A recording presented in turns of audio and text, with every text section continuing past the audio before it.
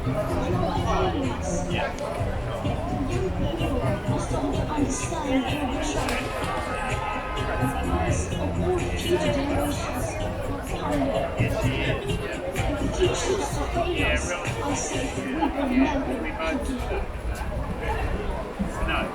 that's the one thing you need to remember.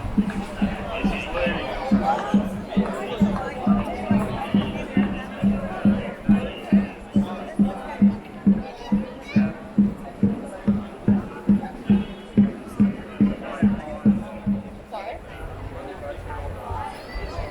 This film is actually really cute. Like, they're in the hat, hold back the hat over there. Oh, yeah. Golf walks out there, yeah. No, he's much more chipper. Hi everyone! He was Thank you for braving the prospect of La Nina rains to show up for climate justice. And it's pretty ironic that this climate rally is soon to be jeopardized by the climate crisis. Anyway, my name is Kyla. I'm a Year 12 student and I'm an organizer for School Strike for Climate. Alongside me today is Caitlin from Workers for Climate Action. We will be chairing this rally today. And I will hand over to Nadina Dixon to welcome us to Gadigal country on which we're residing for this rally.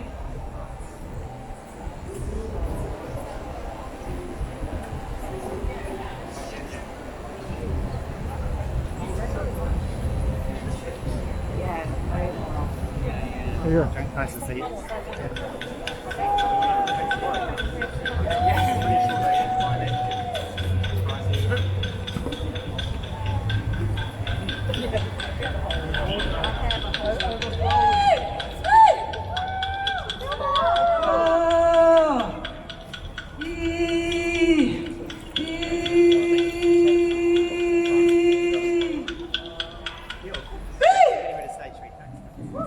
Warramy.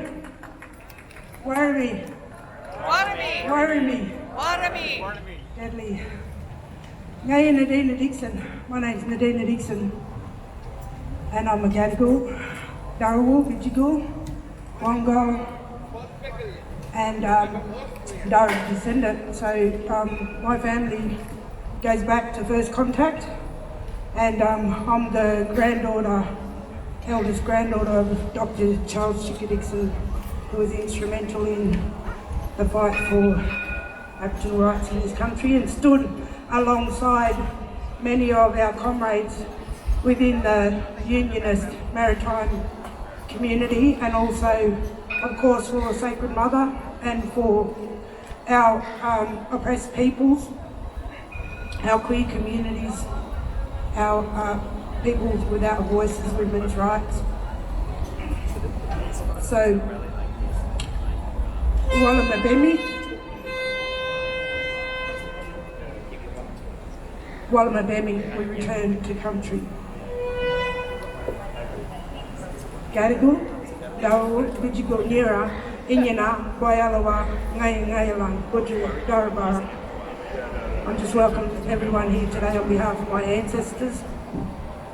And just to remind us that we need to keep strong, we need to be vigilant, and we need to keep raising our voices for Mother Earth.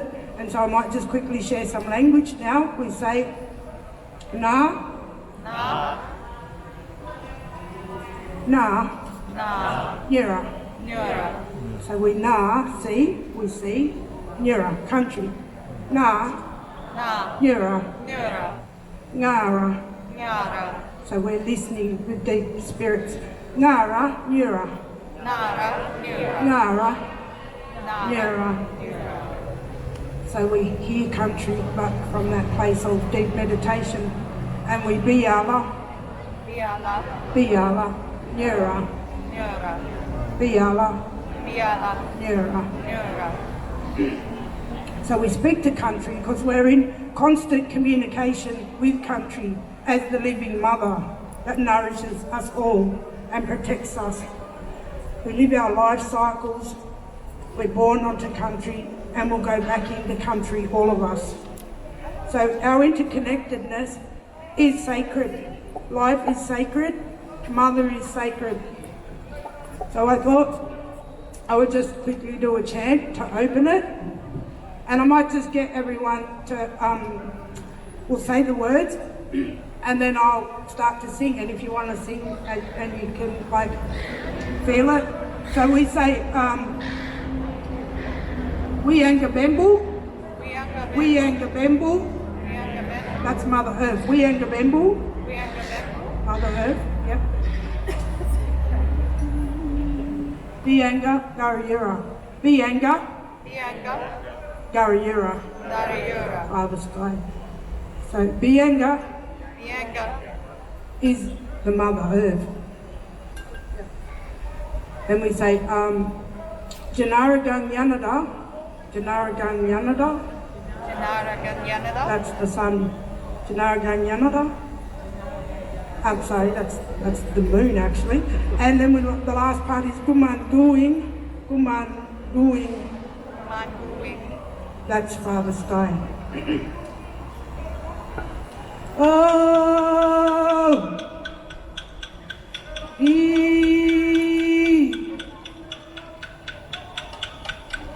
Wiangabembu, Bianga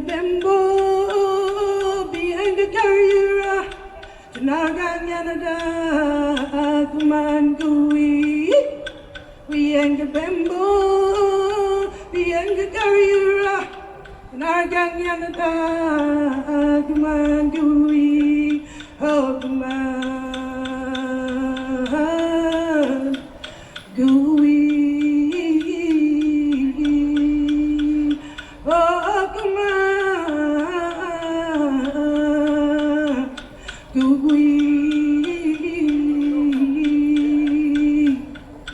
Biangabembu, Bianga Garayura, Janaragang Yanada, Guman Gui. Biangabembu, Bianga Garayura, Janaragang Yanada, Guman Gui. Oh, Guman Gui. Oh, Guman Gui.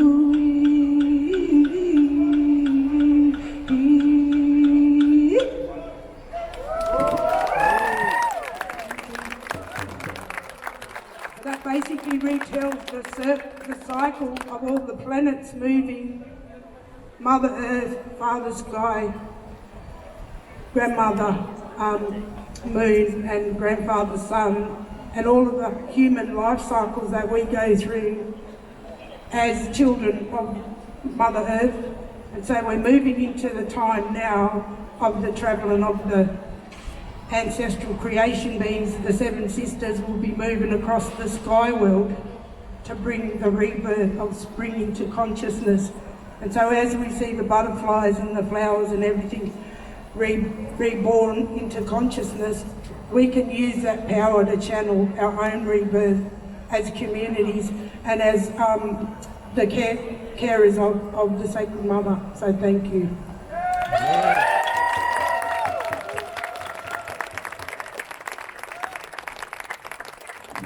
Thank you, Nadina. The climate crisis has become a terrifying reality, and because of La Nina, our comrades in northern New South Wales, who know the floods all too well, must bear the consequences of Labor's inaction for the third time. 1/3 of Pakistan, which accounts for over 30 million people, are underwater right now, bearing the consequences of inaction. It is time for the Albanese government to do more than just 43%, and to do more than net zero by 2050.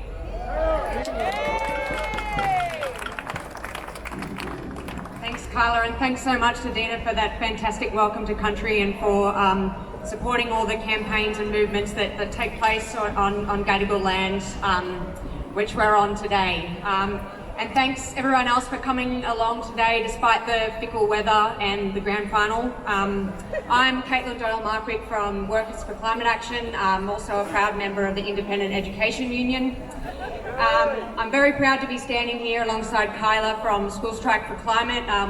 The school strikes for climate have been such an electrifying force in our country for the last 3 years and have seriously shifted the debate on climate and have really put strikes and mass action back on the map as ways that we can collectively fight for things and win.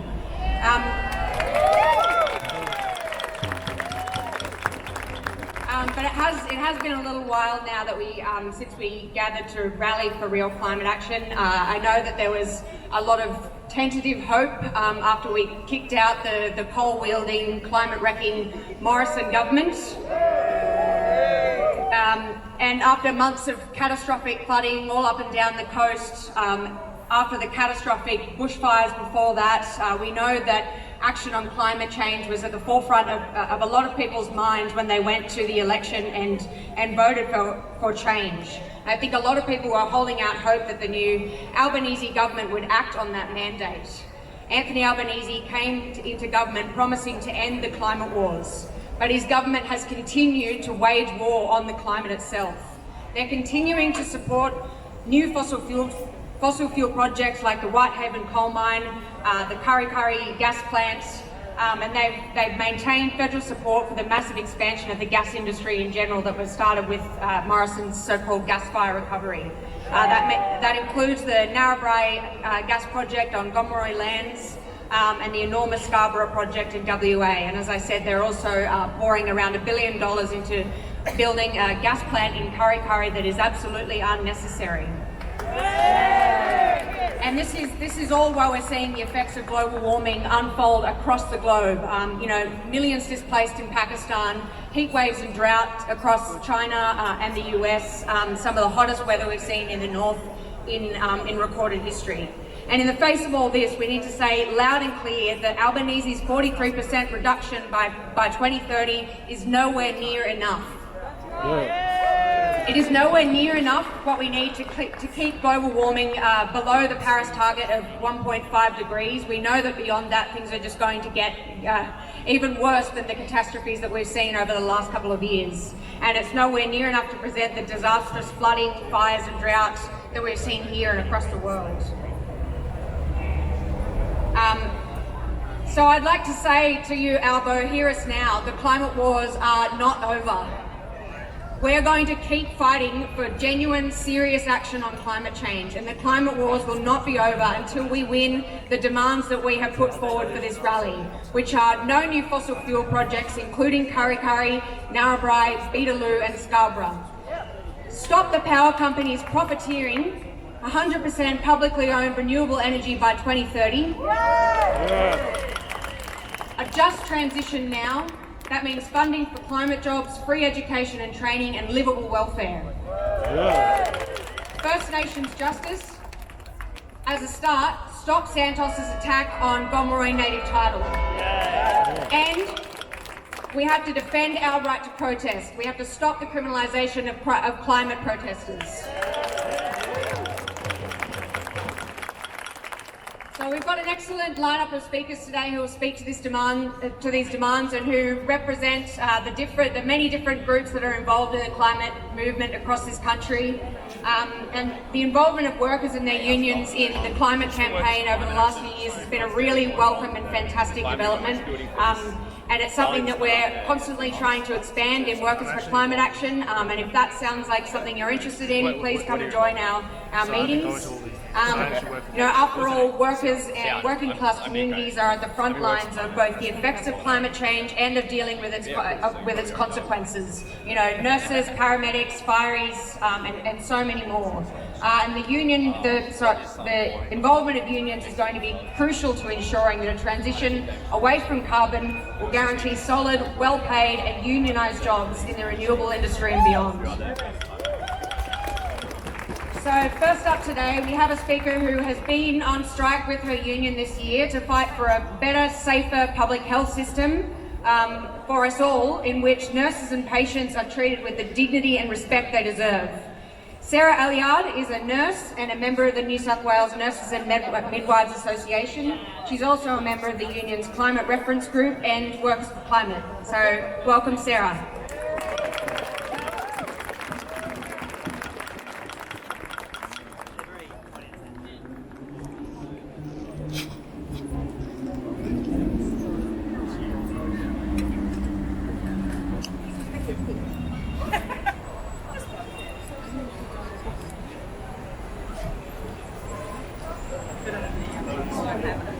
Thank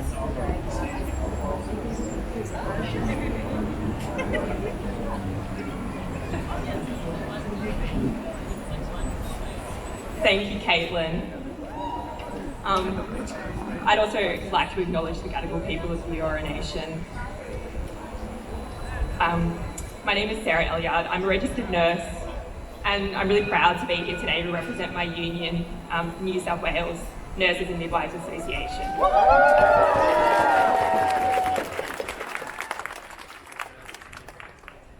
I'm proud to be a member of a union that recognises climate change as a global health emergency and advocates for strong climate action.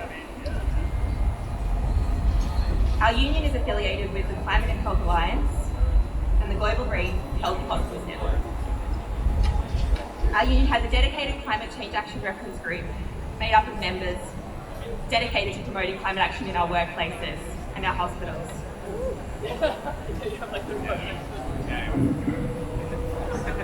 Our union has made submissions on the health impacts of coal-fired power stations and opposing coal seam gas, including Santos' Narrabri gas project.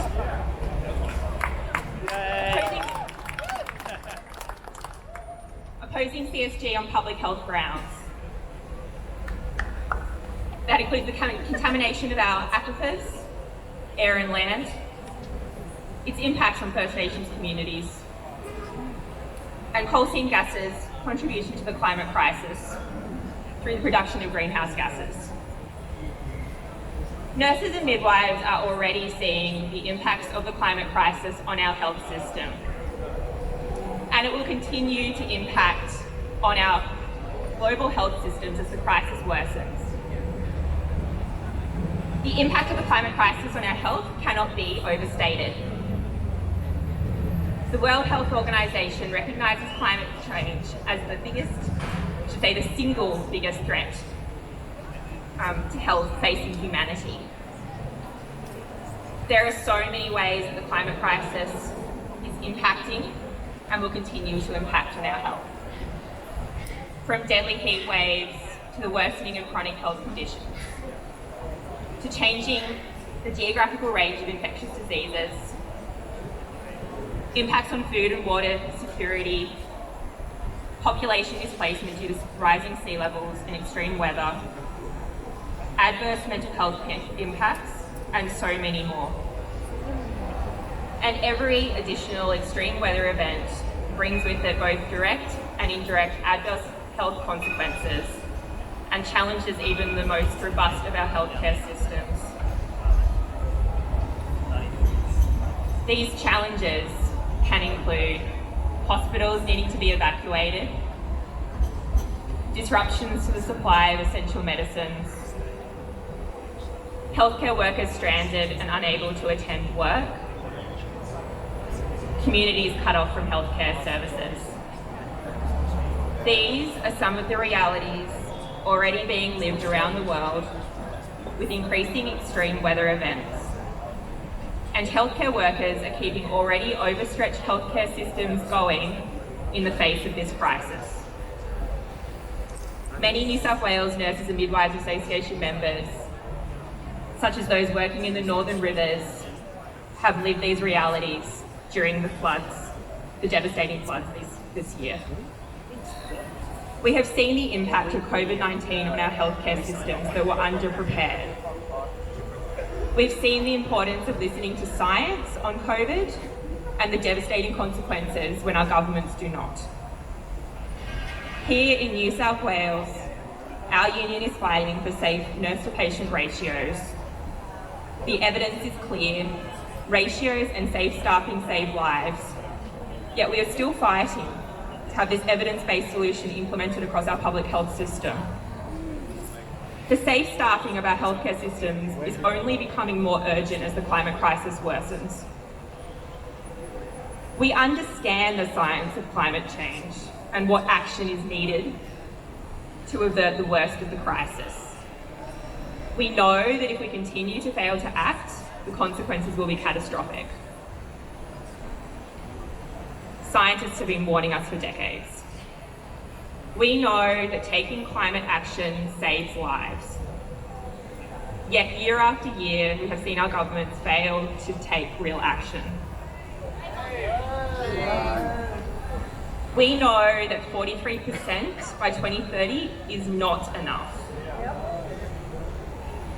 We know that we cannot address the climate crisis while continuing to open up new fossil fuel projects. We have no other option but to demand strong and decisive action from our leaders to leave fossil fuels in the ground and achieve 100% renewables by 2030.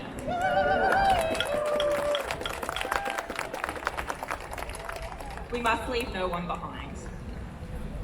There will be no climate justice without First Nations justice. We must also ensure a just transition is in place for all, including fossil fuel workers and their communities. We have an overwhelming responsibility to future generations and the global community to ensure a safe climate future and a healthy planet for everyone. To continue to burn fossil fuels is fundamentally incompatible. Thank you so much.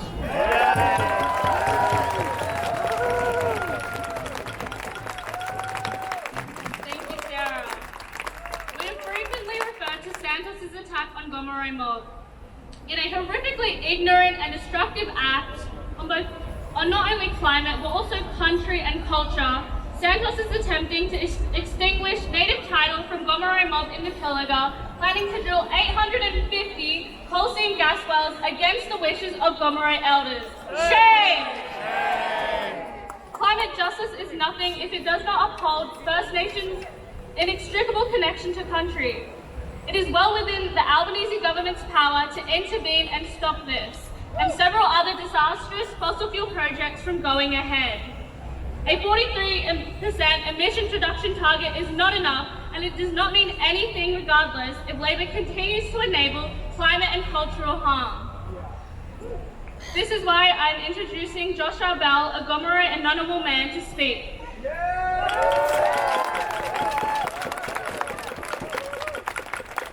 Yama everyone, I too would like to thank Sister Nadine for welcoming us here today on sacred, unceded land. Pay my respects to the elders, our future leaders, and all yous here today.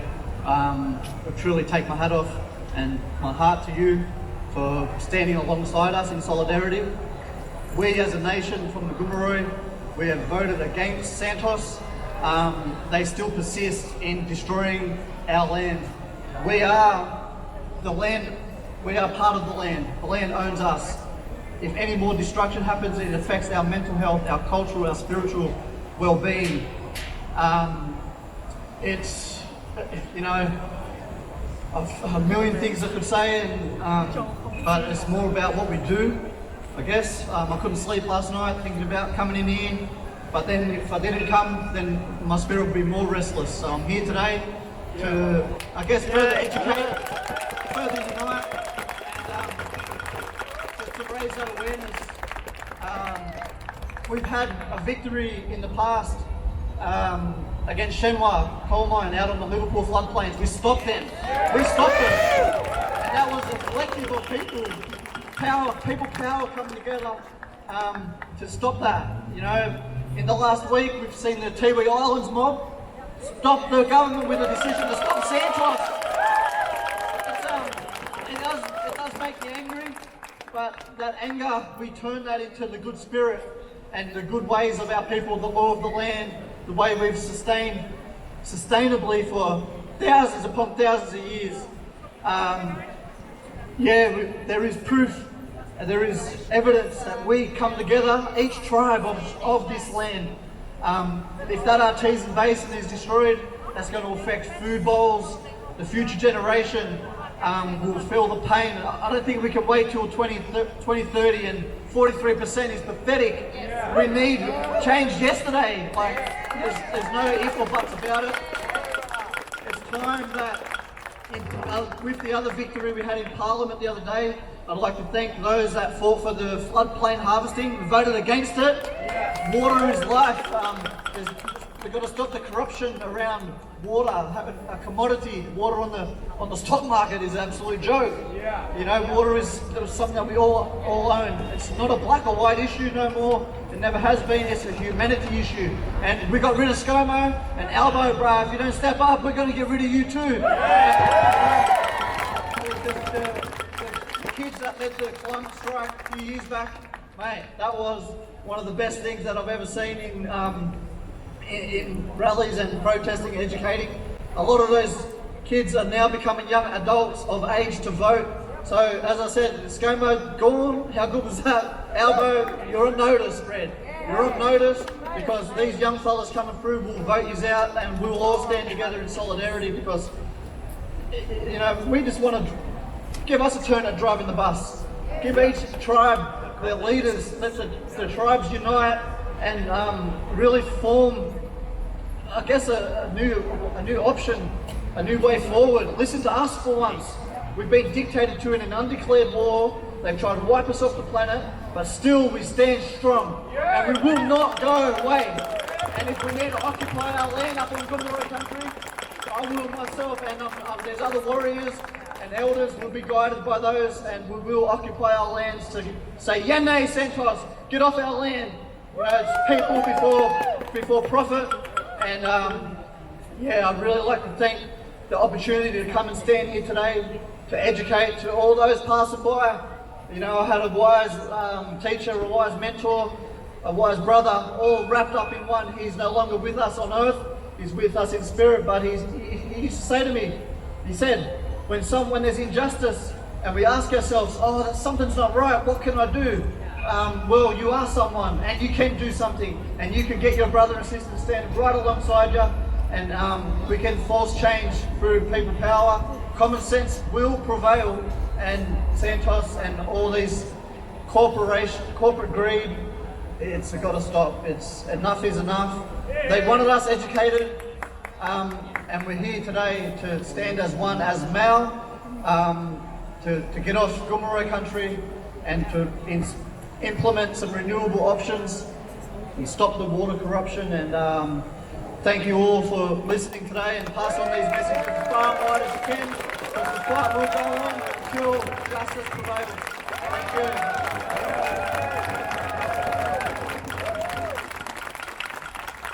Thank you so much, Josh.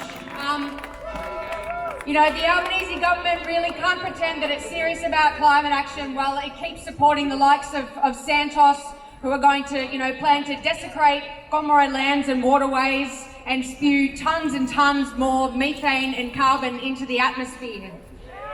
Now, since we're talking about this 43% reduction target so much, I think it's worth putting the microscope on what that 43% actually entails. 20% of it is already accounted for by what we've reduced since 2005, and what is left of that number is made up of, in large part, by carbon trading schemes that have been exposed this year by whistleblowers and people in the industry as being a farce and being, you know, doing next to nothing in terms of actually reducing climate emissions. It actually just gives polluters permission to keep polluting if they buy enough carbon credits.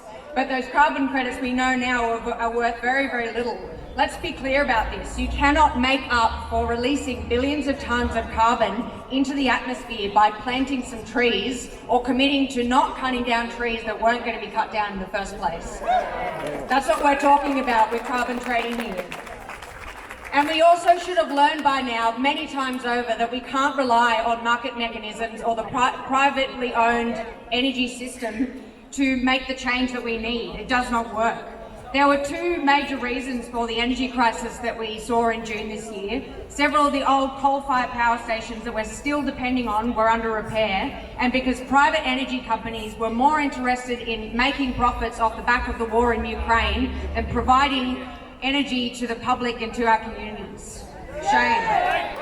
And the fact that we're still paying through the nose for energy bills in a country that has an abundance of sun, wind and waves is just absolutely absurd. But we simply cannot rely on the market to deliver the transition that we need to renewable energy. Privately owned energy companies are driven by profit, not the public good. They'll continue to charge ordinary people exorbitant amounts for the basic resource of energy and pay workers as little as possible to undercut their competitors. The coal-fired power stations that we've relied on for so long were built by governments, and there's no reason why the renewable energy system can't be built and owned publicly as well. That's why we're calling for 100% publicly owned renewable energy by 2030 today. Now, the announcement by Albanese that his government will invest billions of dollars into a Rewiring the Nation program is a welcome step forward. But there is no guarantee currently that energy distribution will remain in public hands or what kind of jobs will come out of that program. Albanese's climate bill also contains no transition plan for the thousands of workers and communities whose livelihoods depend on the fossil fuel industry. There's no plan to train people for the tens of thousands of jobs that will be needed to undertake any kind of transition. And the climate movement needs to be crystal clear that we will fight for a just transition for fossil fuel communities.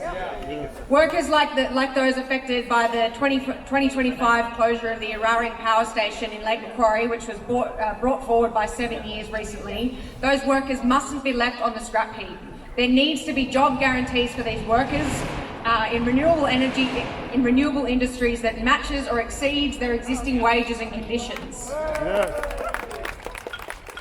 So this is why we're also demanding today funding for climate jobs, free education and training, and livable welfare. And so on that note, our next speaker represents a group of workers who will be at the front lines of any energy transition.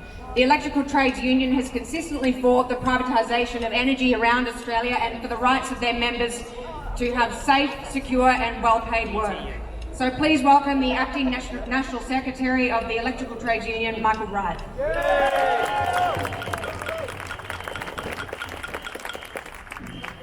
Comrades, thank you for having me here today, and let me begin by paying my respects to the Gadigal people of the Eora Nation. Pay my respects to the elders past, present and emerging. And comrades, whilst we're talking about First Nations people, we should remember that as soon as next year, we will be going to a referendum on whether or not Aboriginal Australia and Torres Strait Australia should have a voice to our national parliament. Between now and then, we need to all put our shoulders into the wheel to make sure that this small change is delivered, not only so that our First Nations people get the change that they deserve, but also the change that all Australians need. But, friends, I've been asked to speak here today about the impact of workers of our energy transition. But let me start by saying that change has already come, and we know this. Our climate has already changed, and it is going to keep changing. ETU members know that our climate has changed because it is them going out after bushfires, after floods, after cyclones to reconnect houses, to make them safe. These natural disasters are becoming more severe and more frequent because we have a changing climate.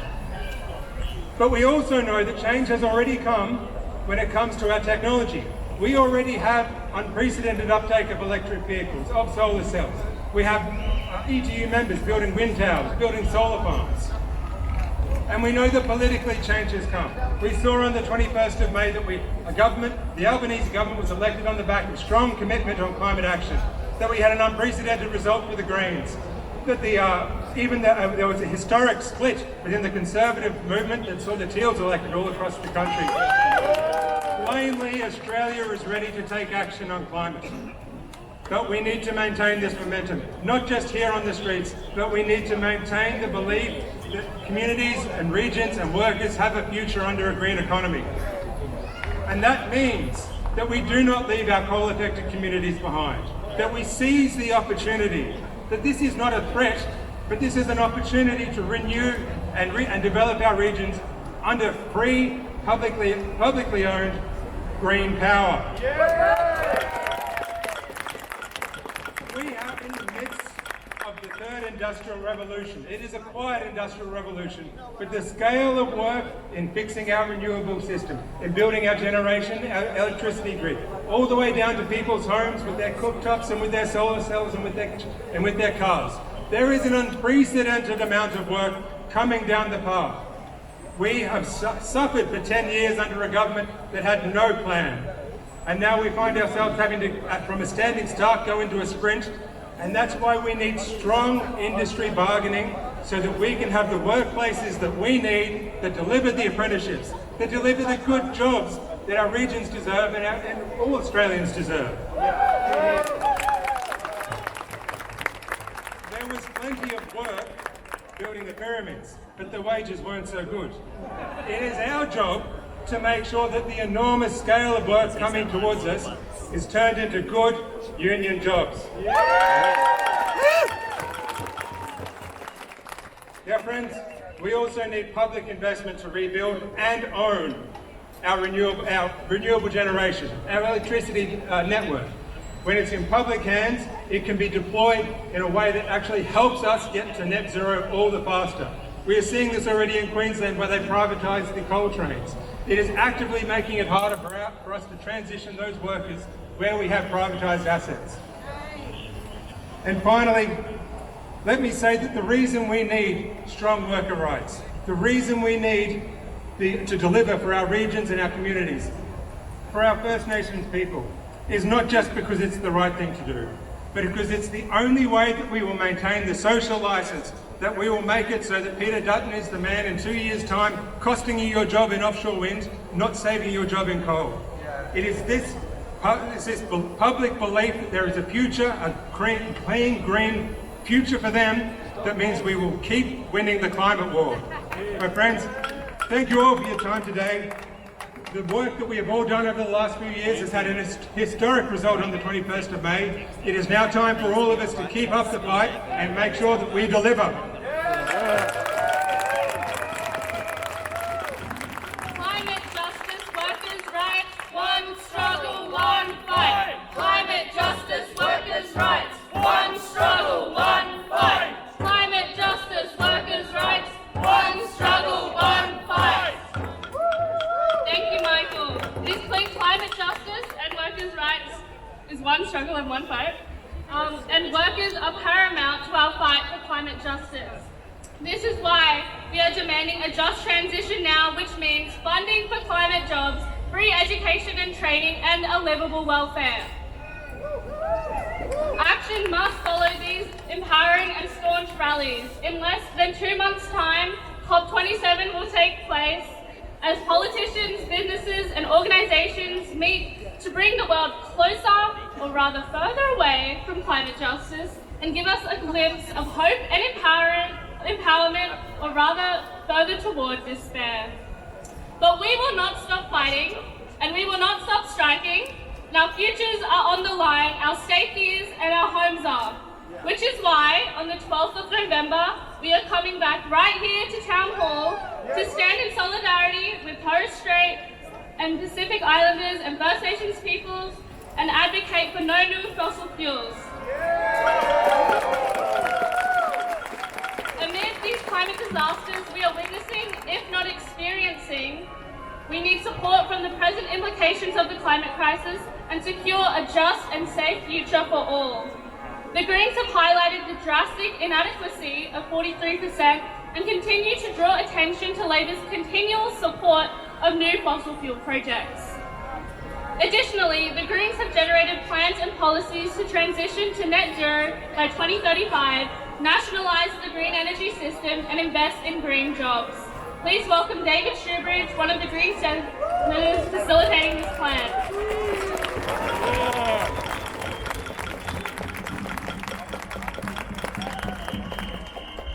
Thanks so much for that warm introduction. And I start by acknowledging with all of us, this is Gadigal land that we're on. Thanks Auntie Nadina for that welcome onto Gadigal land, that rich, strong welcome that she gave. Can we have a thank you again for that start to our rally today?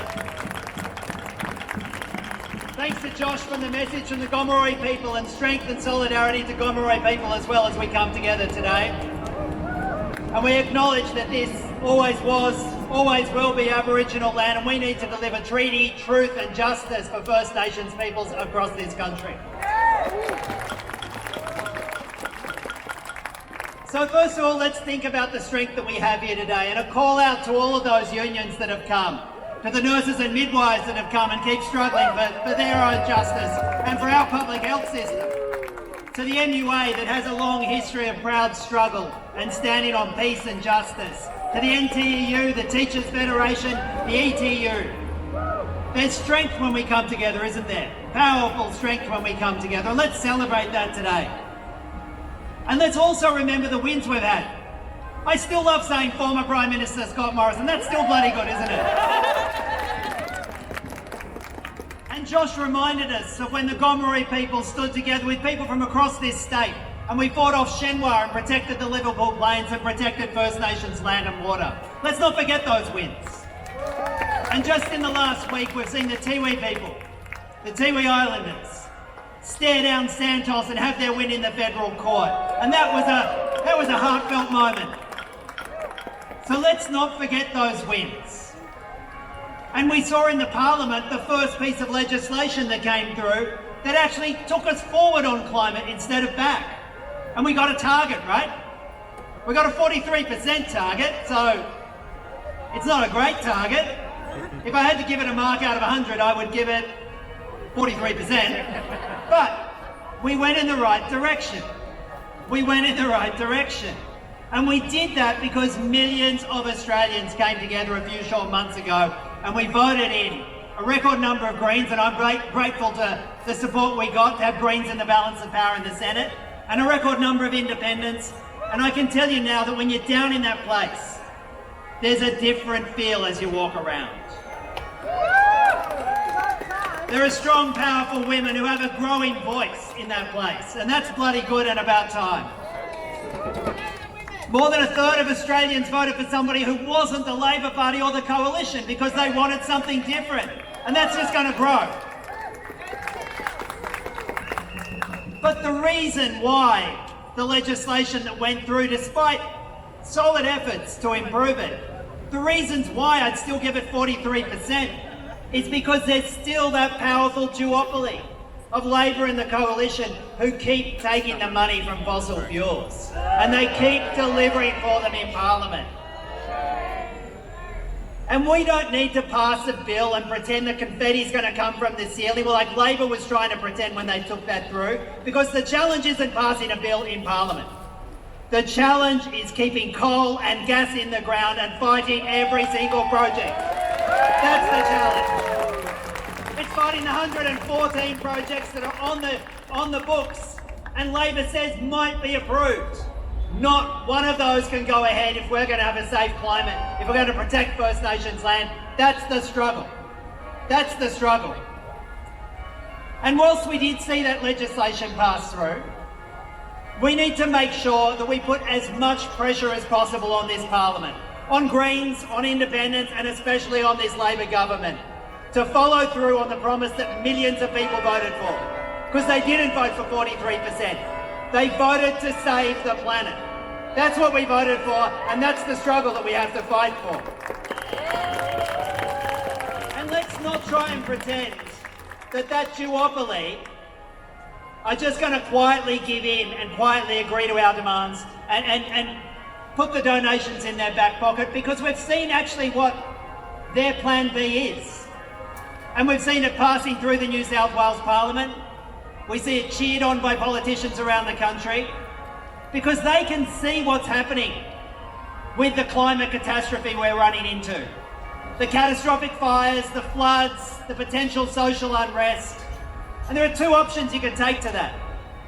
One is you could stand with workers, you could stand with First Nations peoples, you could listen to the science, and you could keep coal and gas in the ground. That's the plan that saves the planet. But there's another plan to try and save the status quo. And it's about criminalising protest. It's about more and more police. It's about violence against protesters who only want to save the planet. And that actually is the plan we've seen being legislated through the New South Wales Parliament. That's the plan that gets cheered in by the Coalition and too many people in the Labor Party, because that's their plan B. Well, we've got a message to them. If that's your plan B, we've got a plan A. It's going to throw them out in the next state election. We're going to see an increased support for politicians who actually give a shit and have a plan A for the planet, which is about saving it, not arresting it. And we're going to take strength from gatherings like today. And we're going to take strength from messages from Josh and Nadina and First Nations peoples who have 60,000 years of living on this planet in a way that the likes of Albanese and Morrison just don't understand. Because it's one planet, it's one struggle, it's one fight, and we're in it to win it. Thanks very much.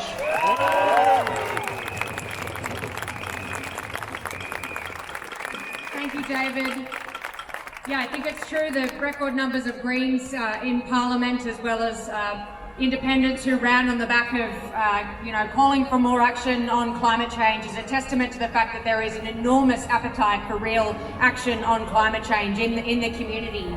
And David and his colleagues have done good work on pointing out the problems with this 43% target and the fact that, it doesn't mean much when we continue to support these massive fossil fuel projects. But it's clear as well that real action on climate will depend on how many people take to the streets and take action in their workplaces and on their campuses in the coming months and years. We can't wait, 3 years until, we have another vote for another parliament or to vote out the New South Wales Liberal government. We need to be getting organised ourselves. Of course, we will support bills or legislation that are put forward in Parliament that put real, serious climate action on the table. But they will need to be shaped by a mass movement that will not be silenced and that actually puts forward the kind of demands that we have here today, and will accept nothing less. Just as these sorts of things were won in the fight for things like equal pay for women and abortion rights, which still need to be defended, or against uranium mining or the destruction of green and public spaces by grassroots campaigns and union action like the Green Bands, as well as the fight against uranium mining that saw ordinary people and unions working together to fight the expansion of the uranium industry. Eventually, everyone, we are going to need green bans and moratoriums on new fossil fuel projects. That's the kind of action that we're going to need to change these things. We can't depend on who's in Parliament, although we will support those who fight alongside us and are a real megaphone for us in those halls. But in the meantime, street protests like this will be crucial to building that kind of confidence and power. And so thanks again to everyone for coming out today. And as Kyla said, we're not stopping here. This is a great first step in rebuilding this climate movement, but we're going to be back again on November the 12th to mark COP27. Whether or not Albanese goes to those talks in Egypt, we'll be here standing in solidarity with our Pacific neighbours and demanding a just transition, 100% public renewables, no new fossil fuels, and First Nations justice. So make sure you're here on November the 12th, and please get a flyer to come join our organising meetings as well. So next up we have a speaker from the mighty Knitting Nanas Against Gas, who also fight against coal projects now, as you see on their wonderful banner behind me. So please welcome a long-time member of Knitting Nanas to the stage, Marie Flood.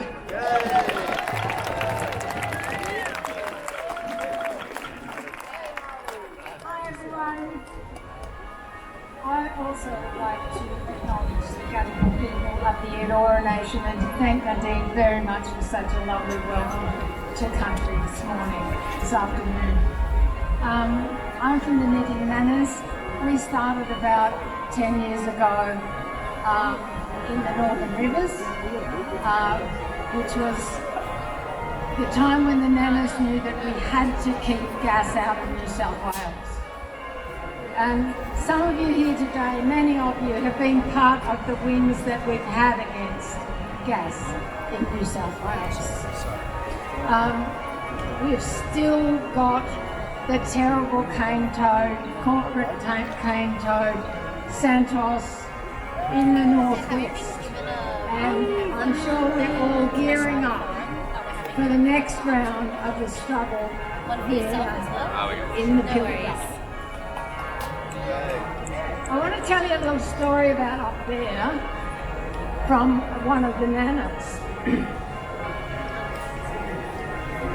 You know that Santos bought the Hunter gas pipeline that runs from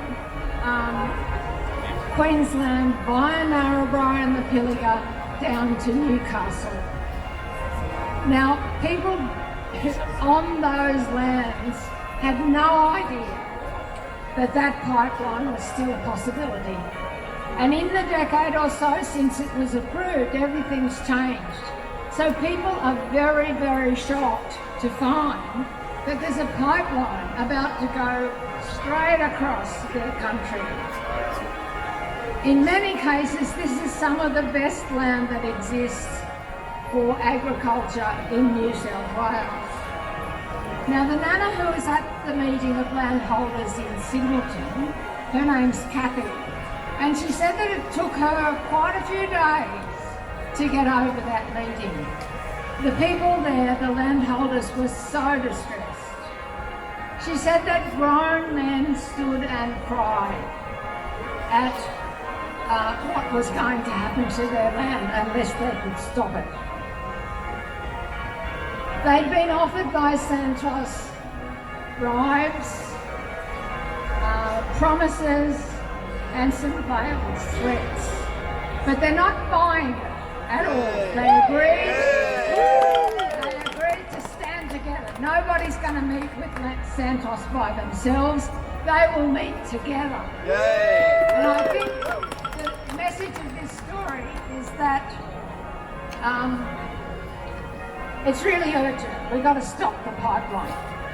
But the good thing is that there's hundreds of landholders on that 830 kilometres who are going to stand together to keep Santos out of there.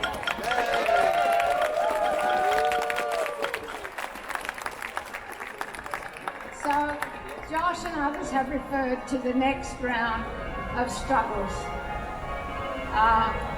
that we're going to have in the Northwest. It's on the cards. We've beaten Santos elsewhere and we've got to beat them there too. So we've got to stand together and be ready. I just want to say a little bit more about gas on the bigger picture. Many other speakers have talked about the expansion of fossil fuels, including gas, that's being spruiked and promoted by the Albanese government. And there are lots of reasons that are being referred to, but there's another one. Now I'm going to ask you a little riddle that is often asked by the nanas, and some of you are probably young enough not to have heard it yet. So, how can you tell when a gas executive is lying? Their lips are moving. Well,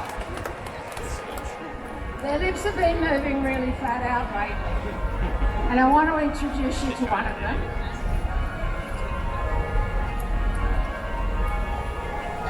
This is Kevin Gallagher.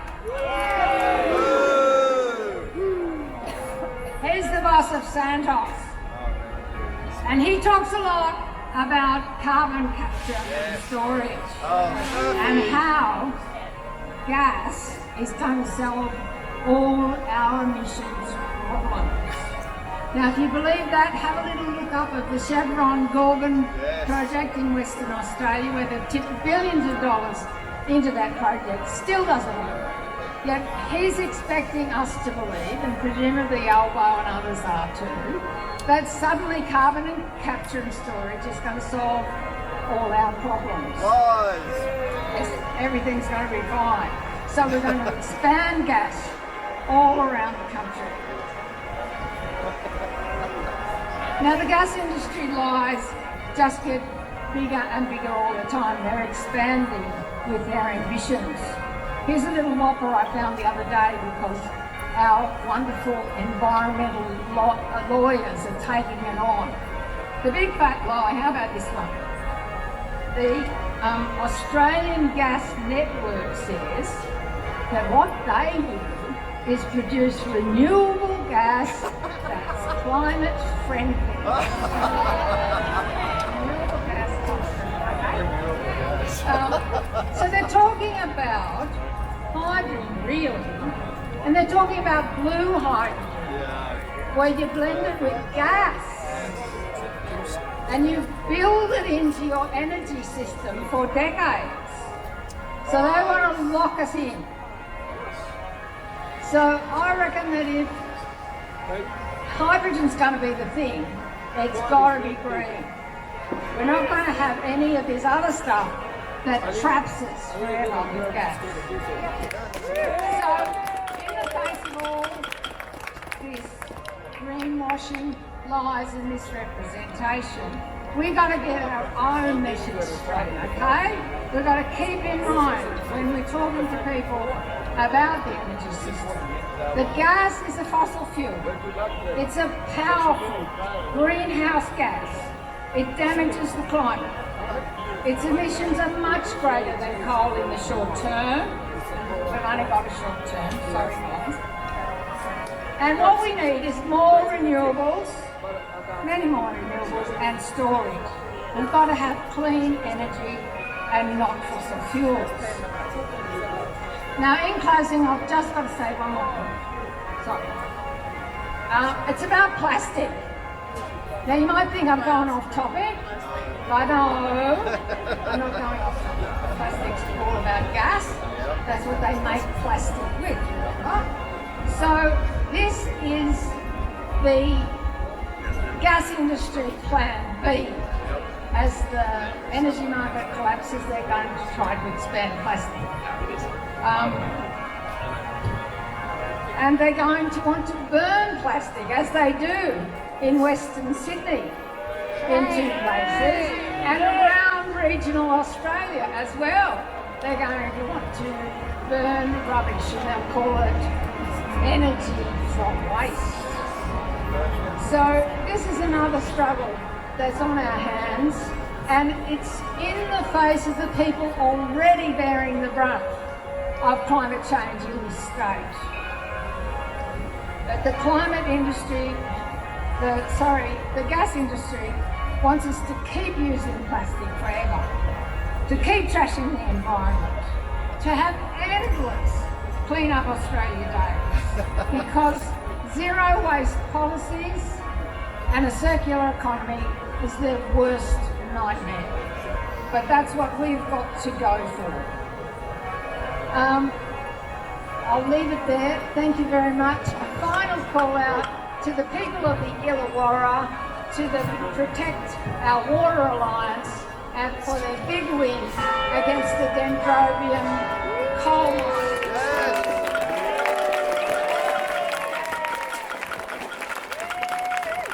Thank you, Mari. We must resist fossil fuel expansion. We must resist injustice. We must resist harm. We must resist destruction. But a few months ago, a police crackdown on climate activists linked to Blockade Australia saw over 35 people arrested in a fortnight. A number of them are facing serious charges under draconian new anti-protest laws in New South Wales. Under these new laws, protesters can face up to 2 years in jail or a $22,000 fine for blocking major roads or infrastructure. Shame! The real criminals, however, are not the protesters, but the fossil fuel companies and governments destroying the planet. This is why I will introduce our final speaker before we march, Anastasia from the Environmental Defender's Office, to speak about these anti-protest laws and how we move forward for a safer and juster future.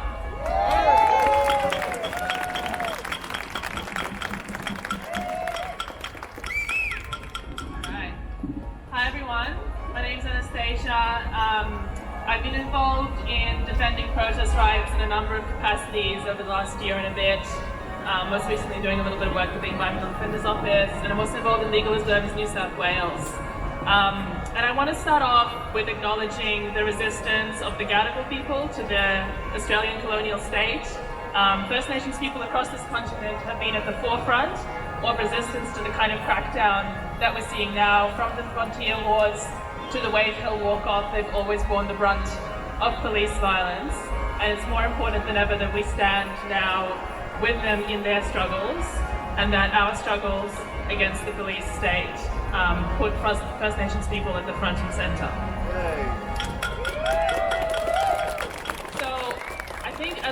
from all the speeches today, we know now more than ever that it's real mass movements, collective action on climate change that will deliver any meaningful targets, any meaningful reinvestment and changes to our economy and society that will prevent climate collapse. We know that if there was a strong fighting mass movement on climate in Australia, we wouldn't have seen the capitulation that we saw from Labor's climate bill.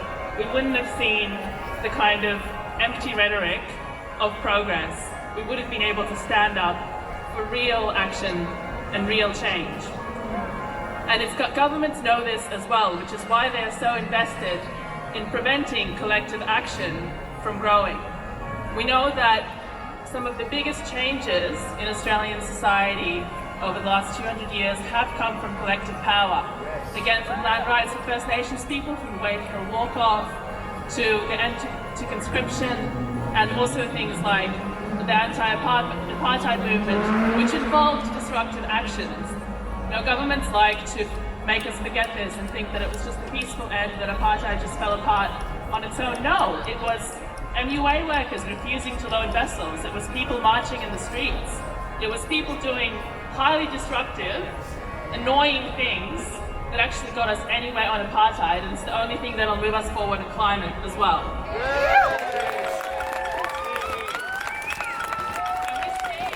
see how governments lash out as soon as we start to flex our collective muscles. As soon as school kids walk out of school for one day, they go hysterical saying they're going to lose their education, they need to stay in school.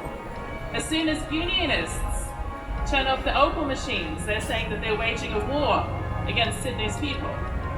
And also, as soon as somebody dares to call out the empty institution of the monarchy, we see protesters being pulled off the streets in the UK as well, and arrested for holding anti-monarchy signs.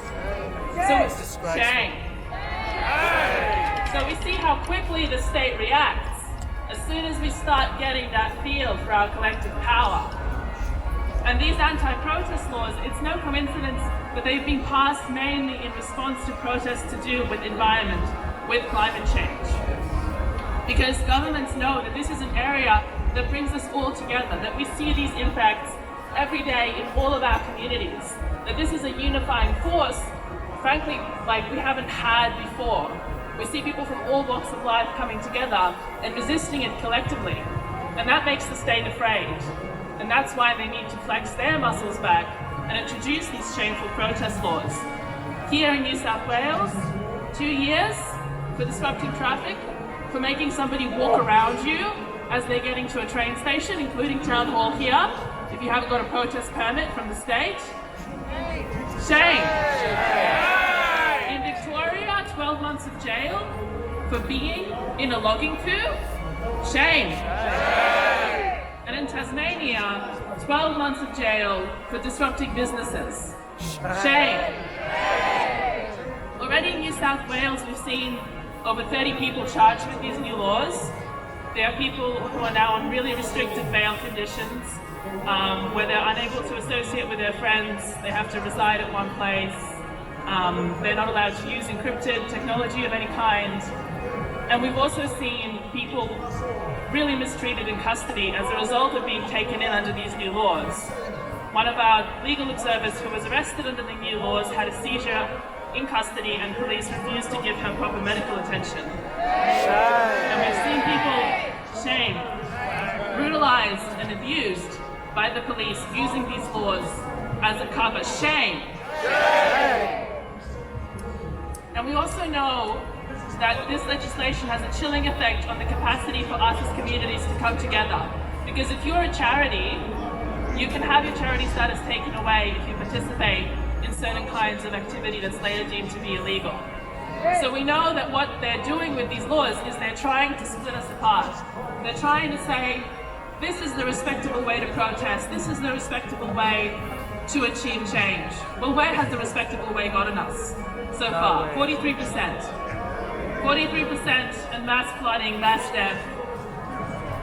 People left out of what could be a really, really bright future with a just transition to public renewables and with real funding for land management by First Nations people, That's what they're taking away from us when they stop us from engaging in that collective power, when they threaten us, when they try and divide us. Now, are we going to fall for that? No! Fuck no! We're going to come together stronger than ever, and I know that that's what these protest laws have done. They have galvanized all of us to come together stronger than ever and say, these bullshit restrictions, these divisions that you're trying to create between certain kinds of people who care about change and others, then we're not going to listen to them, and we're going to stand in solidarity with each other when the police state comes down on certain protesters, and we're going to stand together against these protest laws, and we're going to get rid of them, and we're going to be out on the streets in our thousands, and we're going to achieve climate justice. One struggle, one fight, climate justice, protest rights. One struggle, one fight, climate justice, protest rights. One struggle, one fight, climate justice, protest rights. Thank you all very much.